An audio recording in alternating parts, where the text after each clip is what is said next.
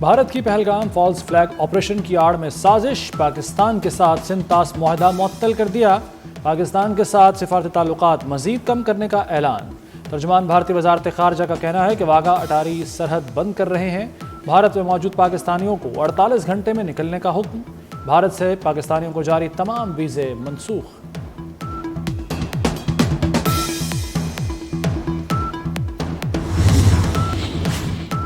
قومی سلامتی کمیٹی کا اجلاس آج طلب۔ وزیر اعظم شہباز شریف اجلاس کی صدارت کریں گے۔ قومی سلامتی کمیٹی اجلاس میں بھارت کے اعلان پر مشاورت ہوگی۔ اجلاس میں عسکری اور سول قیادت شریک ہوں گی۔ بھارت کے اعلان کا مؤثر جواب دیا جائے گا۔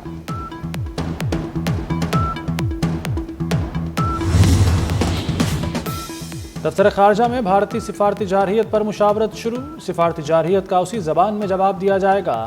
وزارت خارجہ اعلیٰ سطح قیادت کی ہدایت کے بعد فیصلوں کا اعلان کرے گی۔ حتمی فیصلے وزارت خارجہ سول و عسکری قیادت کی ہدایات کی روشنی میں کرے گی۔ بھارت کے ساتھ سفارتی تعلقات کو مزید نچلی سطح پر لایا جائے گا۔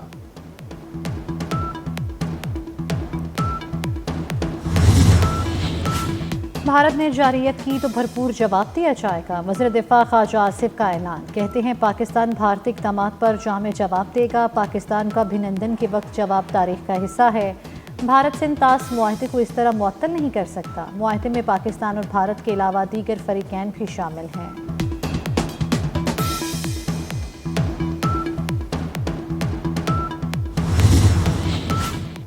بھارت کو ترکی بترکی جواب دیا جائے گا۔ وزیر خارجہ اسحاق ڈار کا دو ٹوک موقف۔ کہا بھارت نے دہشت گردی کے واقعے کے کوئی شواہد نہیں دیے۔ دہشت گردی کے واقعے کا غصہ ایسے نکالنا مناسب نہیں۔ بھارتی اقدامات میں ناپختگی نظر آتی ہے۔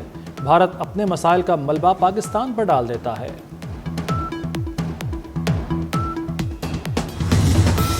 دہشت گرد بھارت کا جھوٹا بیانیہ بے نقاب ہونے لگا۔ پہلگام حملے پر بھارت کی پاکستان پر بغیر ثبوت الزام تراشی۔ پہلگام حملہ دوپہر 3 بجے ہوا۔ را سے جڑے سوشل میڈیا اکاؤنٹ نے 5 منٹ بعد ہی پاکستان پر الزام دھر دیا۔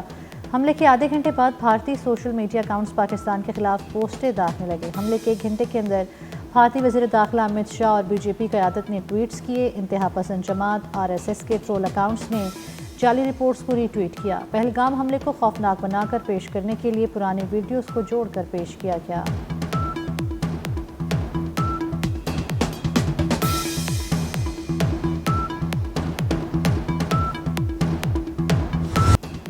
جھوٹ پھیلاؤ مودی کو بچاؤ ناکام بھارتی ریاست ہذیان رکھنے لگی۔ جنگ کا ماحول بنانے کی زوردار کوشش۔ بھارتی میڈیا بے لگام، نیوز چینلز پر جنگ کے نعرے۔ بھارتی میڈیا پر پاکستان کے خلاف بغیر ثبوت نان سٹاپ ٹرانسمیشن۔ ناکام مودی سرکار نے جان چھڑانے کے لیے بھارتی میڈیا کو ٹاسک دے دیا۔ مودی سرکار پہلگام واقعے کو شیطانی حملہ قرار دینے پر زور۔ واقعے میں سنسنی بھرنے کے لیے لفظ پاکستان اور جہاد کی گردان۔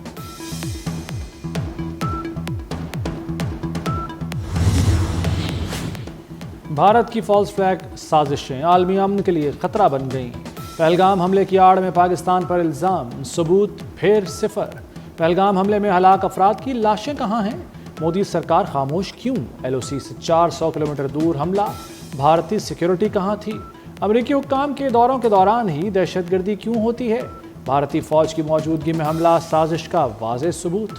سکھ فار جسٹس نے حملہ اجیت دوول کی سازش قرار دے دیا۔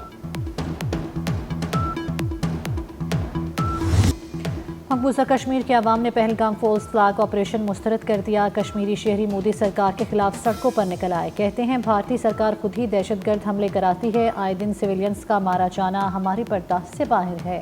کشمیری شہریوں کو مودی سرکار کے خلاف نعرے بازی۔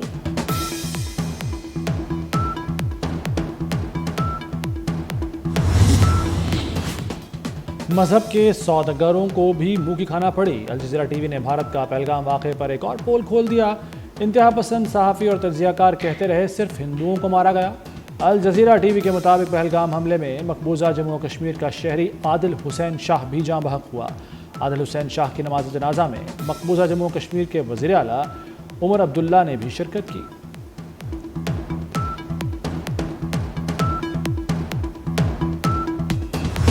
مقبوضہ کشمیر میں ایک آدمی پر 7 فوجی مسلط ہیں۔ پہلگام واقعہ ہوتے ہی سوشل میڈیا پر کوہرام مچ گیا۔ سینیٹر عرفان صدیقی نے واقعہ بھارتی حکومت اور خفیہ ایجنسیوں کی سوچی سمجھی سازش قرار دے دیا۔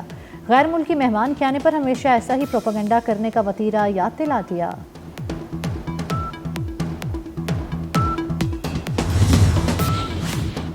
پاکستان اور ترکیہ کا دہشت گردی کے خلاف مل کر لڑنے کا عزم، اسٹریٹجک تعلقات مزید مضبوط بنانے پر اتفاق۔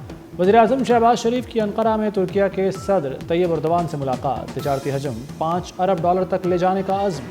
وزیر اعظم ترکیہ کا دورہ مکمل کر کے وطن پہنچ گئے۔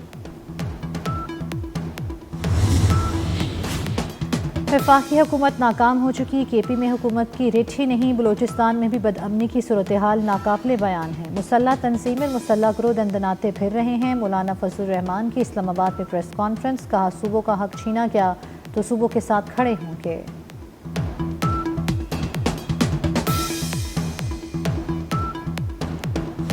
اسلام آباد میں عوام کی سہولت کے لیے مزید نئے منصوبے شروع کرنے کا فیصلہ، وزیر داخلہ محسن نقوی کی زیر صدارت اجلاس میں کئی عوامی منصوبوں کی منظوری دے دی گئی۔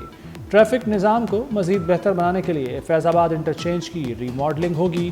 فیض آباد انٹرچینج کی توسیع اور مزید 2 لینز بڑھانے کے پروجیکٹ کی منظوری۔ فیصل چوک پر انڈر پاس بنے گا۔ بلو ایریا میں پارکنگ پلازے کو جلد فعال کرنے کا بھی فیصلہ۔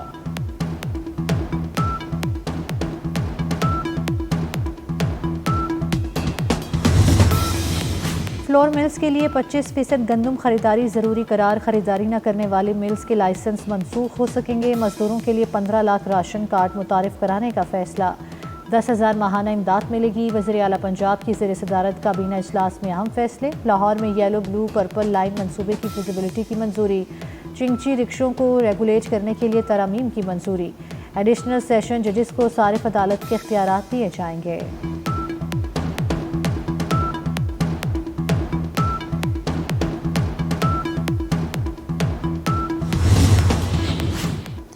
پراپرٹی پر فیڈرل ایکسائز ڈیوٹی کے خاتمے کی سمری کابینہ کو ارسال، chairman F B R Rashid Mahmood Langrial کا کہنا ہے وزیر اعظم نے پراپرٹی کی خریداری پر ایف ای ڈی ختم کرنے کی منظوری دے دی۔ پراپرٹی کی خریداری پر فائلر کے لیے عائد 3% ایف ای ڈی ختم ہوگی، نان فائلر پر عائد 7% ایف ای ڈی بھی ختم ہوگی۔ آئی ایم ایف نے پاکستان کی معاشی شرح نمو کا تخمینہ مزید کم کر دیا، معاشی شرح نمو 3% سے کم کر کے 2.6% کر دی۔ آئی ایم ایف نے ورلڈ اکنامک آؤٹ لک رپورٹ جاری کر دی، آئندہ برس پاکستان میں مہنگائی کی شرح 6.6% تک رہ سکتی ہے۔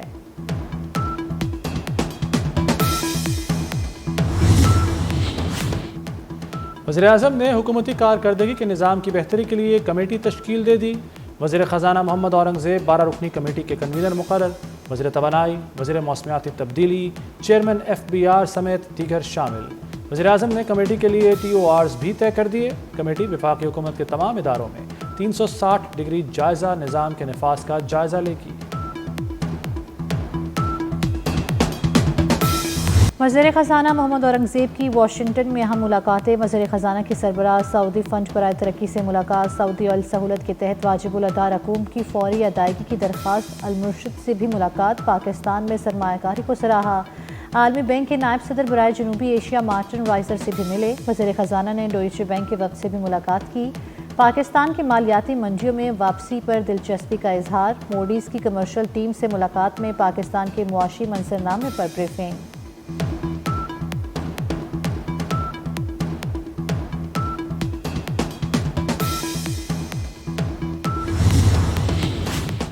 ورلڈ بینک نے پاکستان میں میگا ڈیم کو ناگزیر قرار دے دیا، پاکستانی دریاؤں میں پانی کی آمد اور ضیاع کے متعلق رپورٹ جاری، دریاؤں میں سالانہ بہاؤ کی مجموعی اوسط 14 کروڑ 20 لاکھ ایکڑ فٹ ہے، ڈیموں میں پانی ذخیرہ کرنے کی صلاحیت 1 کروڑ 33 لاکھ ایکڑ فٹ ہے، سمندر میں سالانہ اوسط 2 کروڑ 60 لاکھ ایکڑ فٹ پانی ضائع ہوتا ہے۔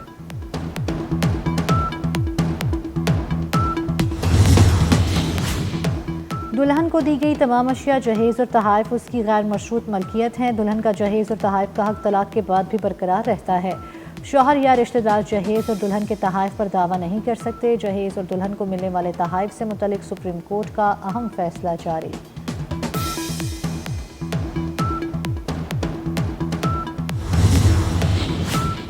شکارپور میں قبائلی تصادم 5 زندگیاں نکل گیا، مہر اور مارفانی قبیلے کے 2 گروپوں میں خون ریز فائرنگ، 5 افراد جاں بحق 2 زخمی۔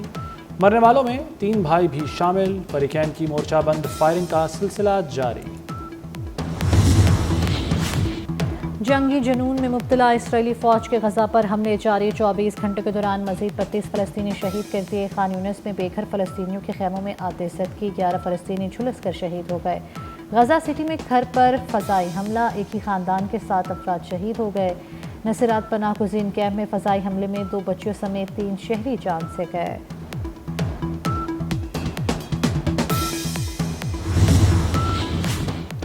ترکیہ کا دارالحکومت استنبول زلزلے سے لرز اٹھا، ریکٹر اسکیل پر زلزلے کی شدت 6.2 تھی۔ زلزلے کے جھٹکے ترکیہ کے دیگر شہروں میں بھی محسوس کیے گئے۔ بلغاریہ، یونان، رومانیہ، یوکرین میں بھی زمین لرز اٹھی۔ آن جہانی پوپ فرانسس کا جسد خاکی سینٹ پیٹرز بیسیلیکا منتقل کر دیا گیا۔ آن جہانی پوپ فرانسس کے چاہنے والے 3 روز تک دیدار کر سکیں گے۔ تابوت کی منتقلی کے وقت کیتھولک چرچ کے ہزاروں پیروکار موجود تھے۔ پوپ فرانسس کی آخری رسومات ہفتے کے روز ادا کی جائیں گی۔ ٹیرف میں نمایاں کمی کا عندیہ بھی دے دیا، بیجنگ کا امریکی صدر کے اعلان کا خیر مقدم۔ ترجمان کے مطابق امریکہ کے ساتھ بات چیت کا دروازہ مکمل طور پر کھلا ہے۔ پاکستان سپر لیگ کا رنگ رنگ میلہ، اسلام آباد یونائیٹڈ کی ایک اور جیت، ملتان سلطانز کو بآسانی شکست دے دی، 169 رنز کا ہدف 3 وکٹوں پر حاصل کر لیا۔